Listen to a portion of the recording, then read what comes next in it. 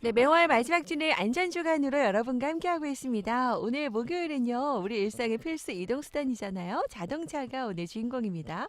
편리하게 이용은 하지만 여러분 관리는 잘하고 계신가요? 안전하게 오래 탈 수 있는 자동차 관리의 모든 거 알아보죠. 자동차 24시 한국폴리텍대학 제주 캠퍼스 자동차학과 김우영 견임교수와 함께하겠습니다. 어서 오세요. 네, 반갑습니다. 어느새 9월의 마지막 날까지 왔네요. 네, 네. 벌써 올해가 2달밖에 안 남았네요. 아우, 네. 또 갑자기 그 얘기하니까 슬퍼지잖아요. 네. 자, 오늘 자동차 안전과 관련된 이야기를 좀 해봐야 되는데, 요런 얘기하면 좀 뜨끔하긴 합니다. 제가 너무 자동차에게 무심한 것 같아서, 우리 자동차에 미안해. 네, 좀 더 잘 들어볼게요, 오늘. 자, 오늘 어떤 자동차, 어떤 부분에 대해서 이야기를 좀 해주실까요? 네, 오늘 자동차 부품 중에서도 가장 중요하다고 할 수 있는 이 심장이죠. 네, 엔진에 심장. 대해서 네. 조금 얘기해 볼까 합니다. 자동차 심장. 네네네. 마침 어제가 세계 심장의 아, 날이었거든요. 그랬군요. 우리 사람의 심장이 얼마나 중요한가요? 그리고 네네. 사망하는 데 있어서 이 순위가 요즘에는 이 심장 때문에 사망하는 분들이 늘어나고 있대요. 근데 그것보다 이 사람들의 인식은 많이 부족하다 이런 얘기를 어제 잠깐 어, 들었던 기억이 있는데 자동차에 있어서 이 심장, 그 엔진 진짜 중요하겠네요. 근데 저도 그렇게 생각은 안 해봤던 것 같아요. 중요하다 생각을 하면서 관리는 했나? 이런 반성하게 되는데, 자, 그러면은 어떻게 이제 이야기를 좀 나눠보죠. 네, 어, 일단 요 엔진이라고 하는 걸 잘 모르시니까 네, 어떻게 구성되어 있는지 또 어떻게 작동하는지 조금 궁금해하실 것도 같아서 네, 그런 네. 내용을 조금 준비해 봤습니다. 아, 네, 그래서 네, 일단 어떻게 작동하는지 한번 설명을 드리면 네, 이 엔진이라는 것은 이 음, 화석 연료 있죠. 네, 뭐 우리가 석탄 옛날에 석탄을 옛날에 썼지만 네, 지금 같은 경우는 뭐 휘발유나 경유 음, 같은 걸 넣어 가지고 네, 그 폭발을 시켜서 그 음, 열을 가지고 차량을 앞으로 갈 수 있게 하는 동력으로 바꿔주는 거거든요. 네, 네. 뭐 쉽게 말씀드리면 우리 전구 같은 거 있죠. 전구, 예, 네, 전구 같은 거는 이제 전기 에너지를 가지고 빛을 내게끔 하고 이렇게 해서 그런 에너지를 원리죠. 바꿔주는 거거든요. 네, 네. 그래서 엔진도 결국에는 열 에너지를 이 기계적인 에너지로 바꿔주는 장치라고 할 수 있겠습니다. 그래요. 근데 이런 화석 연료를 쓴다는 점 때문에 문제가 문제가 되고 되죠. 있는데요. 네, 바로 이 효율하고 이 음, 환경 오염 문제입니다. 네, 네. 자, 여기서 문제예요. 어, 요새 이 주디한테 한번 질문을 드릴게요. 네. 네. 우리 전구 같은 거 생각하시면 네. 옛날에 백열 전구 있죠. 네, 네네. 그거 쓰다가 요새는 LED 전구로 많이 쓰고 많이 있잖아요. 왜 쓰죠. 이렇게 네네. 쓰죠? LED가 이제 뭐 환경 오염이나 이런 또 그 밝기라든지 뭐 이런 데 있어서 더 효율성이 높아서 그런 거 아니에요? 네, 네. 그러면 요 엔진은 만약에 휘발유를 100이라는 휘발유를 넣었을 때 네. 어느 정도로 동력으로 바꿔서 쓰는지 혹시 아시겠나요? 아니요, 모르죠. 제가 그 내용은 모를 것 같아요. 네. 네. 이제까지 엔진을 계속 써왔다 보니까 네. 보통 생각하시는 게 그래도 효율 높으니까 계속 쓰고 있지 않을까 이렇게 생각하시는 분들이 꽤 있어요. 음. 근데 아쉽게도 한 3, 40%밖에 안 되거든요. 오. 100이라는 휘발유를 넣으면 30%만. 밖에 못 써요? 네. 진짜요? 네. 음. 생각보다 많이 적죠. 좋네요. 한 6, 네. 70%는 되지 않을까 생각했는데. 네.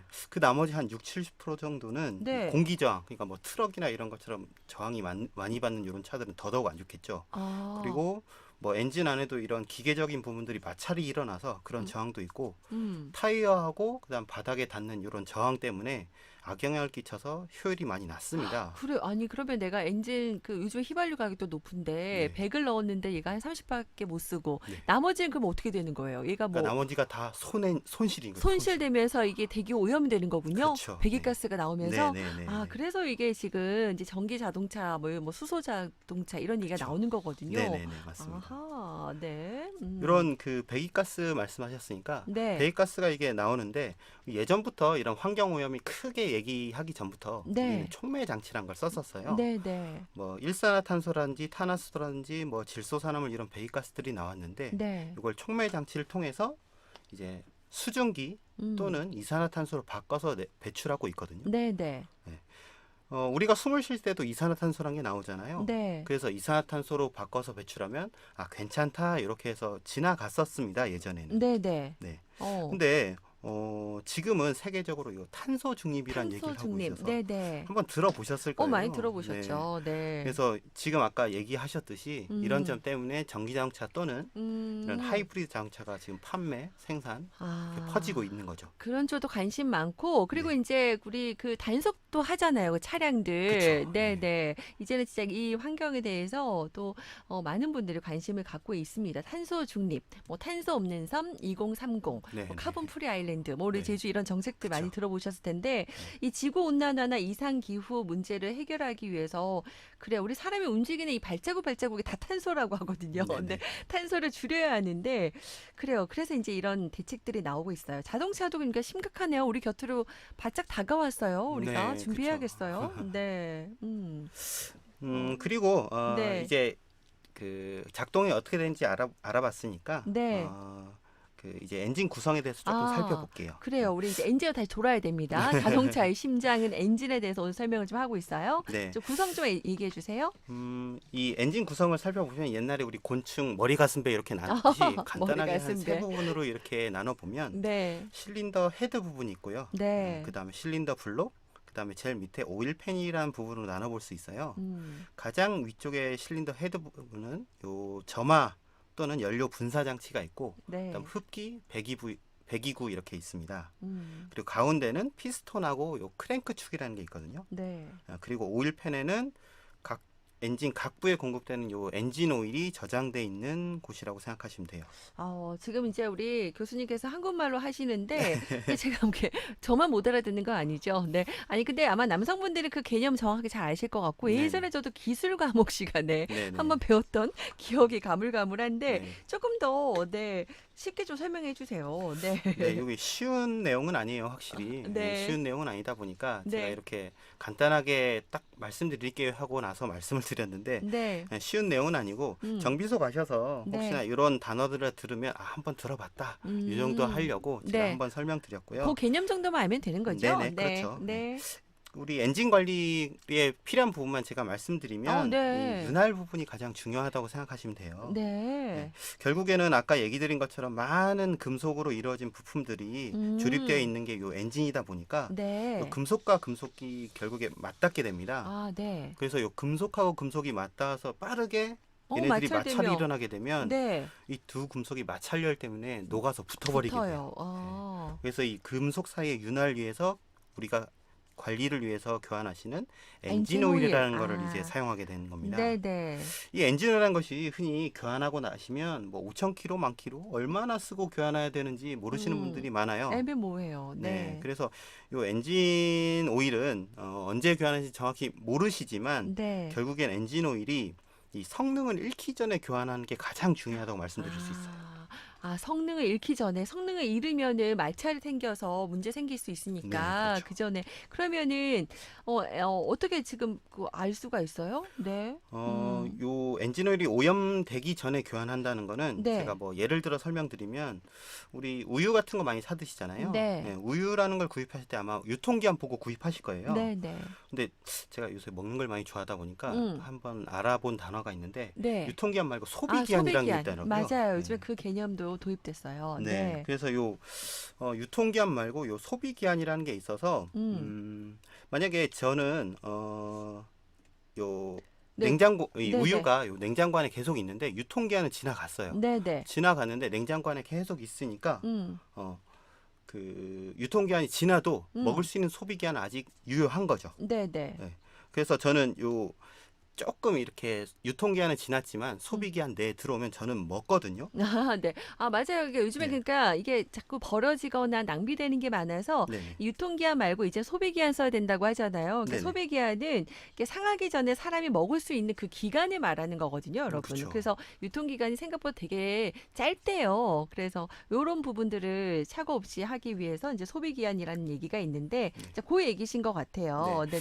그래서 네. 요 아까 금방 소비기한 얘기는 냉장고 안에 계속 들어 있으면 네. 먹는다는 건데 이 네. 우유를 깜빡하고 냉장고 바깥에만 뒀을 때는 네. 유통기한이 안 지나도 먹기가 꺼려지죠. 그 환경이 제대로 냉장이 안 돼 있으면 네, 안 그런 먹게 것- 되죠. 상하게 됐을 것 같아서. 네. 그런 것처럼 네. 요 엔진 오일도 네. 이 사람이 운행하는 운전 스타일에 따라서 이렇게 조금 변화를 줘서 교환하셔야 된다는 얘기를 하려고 조금 그 예시를 돌아왔네요. 많이 드신 거군요. 그러니까 정확하게 뭐 날짜, 뭐 100일, 200일, 300일 몇 킬로 타고 나서 바꾸시는 게 아니라 네, 사람마다 이렇게 습관이나 환경이 다르니까 네, 네, 다 똑같진 않다. 그 얘기 하시는 네, 거잖아요. 맞습니다. 그러면 운전자들이 실질적으로 엔진을 위해서 할 수 있는 가장 좋은 거 엔진 오일을 잘 교환하는 것 같은데 네. 그럼 잘 교환하는 방법이 있을까요? 네, 맞아요. 결국에는 우리 운전자분들이 실제적으로 할 수 있는 엔진 관리는 요 엔진 오일을 가장 잘 교환하시는 것밖에 없거든요. 네. 제주도는 기본적으로 차량에 있어서 가혹 조건이라고 합니다. 이 음. 가혹 조건이라는 거는 엔진 시동이 꺼지지 않고 주행 거리가 늘어나지 않고 엔진은 계속 가동되는 상태를 얘기하는 거거든요. 음. 기본적으로 신호등이 많으니까 엔진은 꺼지지 않으면서 엔진은 계속 가동되지만 아. 계속 그 엔진 오일은 계속 오염되고 있는 거죠. 근데 음. 주행 거리는 늘어나지 않으니까 주행 거리에 맞춰서 하시면은 조금 늦게 교환하시는 거라고 생각하시면 돼요.